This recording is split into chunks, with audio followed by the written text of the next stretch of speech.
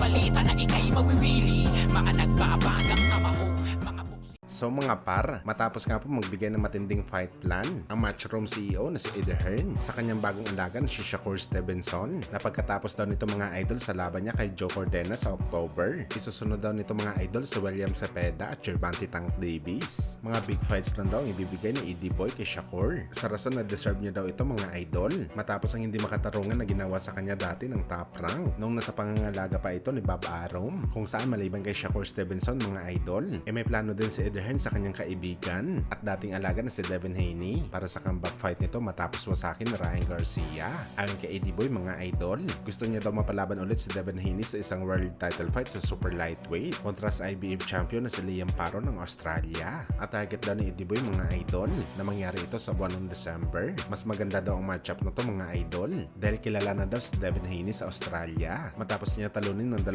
beses si Camboso sa laban. Well, para sa atin mga idol, walang duda maganda talagang sagupaan na to. Pero sa opinion natin mga idol, tila boxing business lang talagang gusto ni Eddie Hearn at tila wala talaga siya pakialam sa future ni Devin Haney. Aminado naman tayo mga idol na magaling naman talaga si Devin Haney sa bakbakan kahit na-expose ito sa laban kay Bagito. Bagamat hindi po talaga biro mga idol kalaban sa Liam Paro, kahit sino man ang kanyang kalaban sa 140 pounds. May kalalagyan talaga si Boy Ilong mga idol sa bakbakan dito. Parang level up version si Liam Paro ni Ryan Garcia. Mas mabilis ito mga idol, mas malakas, mas mautak at marunong sumayaw sa ibabaw ng lona. Malapak yan na version nito mga idol ng Australia si Liam Paro. At para suportahan ang ating mga sinasabi mga idol, minsan na nga pinakita ni Paro at ginulat ang boxing world nang tinalo nito mga idol at kinikilala na boogeyman sa 140 pounds. Ito nga si Subriel Matias na merong kartadang 20 wins, 20 knockouts at isa sa kanyang mga tinalo binawian talaga ng buhay. Pero pagdating sa laban kay Liam Paro mga idol, ginawang puppet lamang siya ng Australian fighter. Hindi umubra ang malahalimaw na lakas ni Matias sa matinding galawan ni Paro. At take note mga idol, sa lugar pa mismo ni Subriel Matias sila naglaban sa Puerto Rico. At bago pa ang laban ni Paro at Matias mga idol,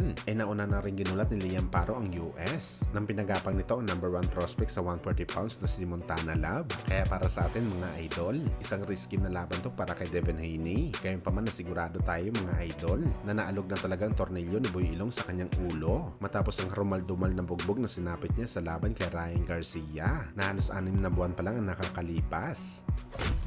Sa kabilang banda naman mga idol, matapos nga po ang naging exhibition fight ni Mayweather Jr. kalaban si John Gotti III sa Mexico, kung saan nag-issue ito sa laban matapos pinalitan ni Floyd ang unang referee sa bakbakan. At ngayon po mga idol, viral po sa social media ang issue ni Floyd sa labas ng ring. Naghain daw kasi mga idol ng lawsuit ang isang jeweler sa Miami, USA sa kasong stiff o yung tinatawag natin na nangguyo ng mga relos at diamond na nagkakalaga ng 4 million US dollars o 220 million pesos para sa pera natin. Wala pa nga naging reaction si Floyd dito mga idol sa mga bintang sa kanya, pero marami ang mga boxing fans mga idol ang nag-share na sa issue ni Calvo at meron pa nga nag-caption dito mga idol na more exhibition fight to come daw para kay Mayweather.